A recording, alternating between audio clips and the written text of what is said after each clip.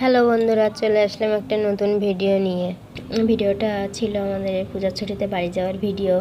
আসলে সময়ের কারণে আর কি ভিডিওটা আপলোড করা হয়নি, আর এখন অসুস্থতার কারণে অনেকে হয়তো বয়স শুনে বুঝতে পারছেন যে আমি অসুস্থ।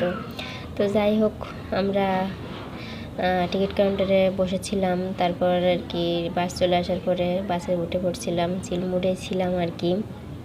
বেশ মজাই হচ্ছিল, ভালোই লাগছিল যে বাড়িতে যাচ্ছিলাম।